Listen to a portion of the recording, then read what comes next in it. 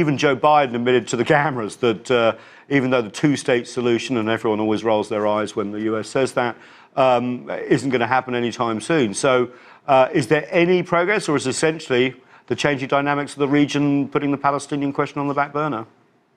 Well, the truth is the Palestinian question has always been on the back burner as far as the U.S. policy is concerned. There was always the pretense that a two-state solution is a priority, right.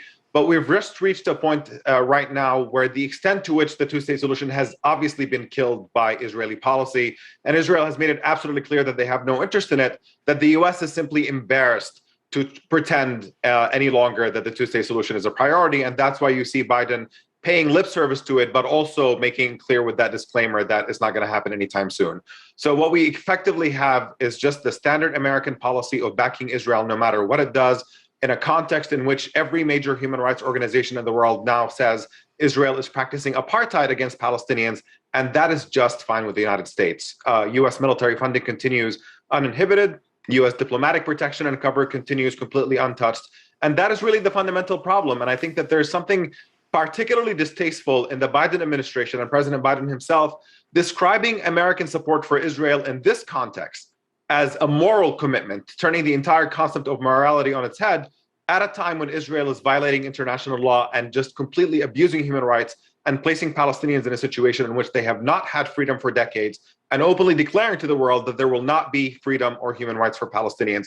That is just an inexcusable and indefensible foreign policy from the Biden administration. There was pressure on the Biden administration. I just want you to pick up on that again, Omar, on meeting the family of slain journalist Shireen Abu Akleh. And of course, there's been a human rights back and forth over the murdered Saudi-American journalist Jamal Khashoggi.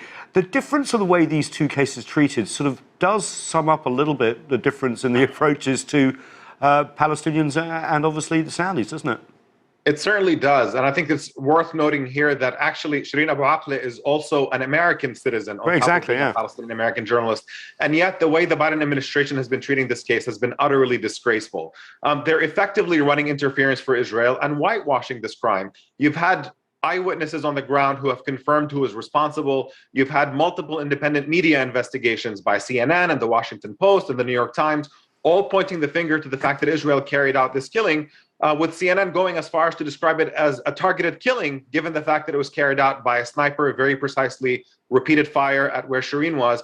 And you have the Biden administration now claiming that they can't tell for sure who did it, and that even if the Israelis did it, that it must have been an accident. And that's just really does not stand up to scrutiny. And it's quite shocking to see that there is this level of disregard for an American citizen and a very, very prominent journalist being killed. But that clearly fits into Biden's entire approach of treating Israel like it's above the law and making sure that they can never be held accountable for any crimes that they commit, even when an American citizen is involved. And that really, really has to change.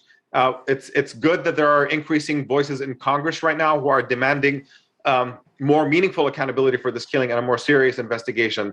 But I think the Biden administration should not be let off the hook as long as they continue behaving the way that they're behaving.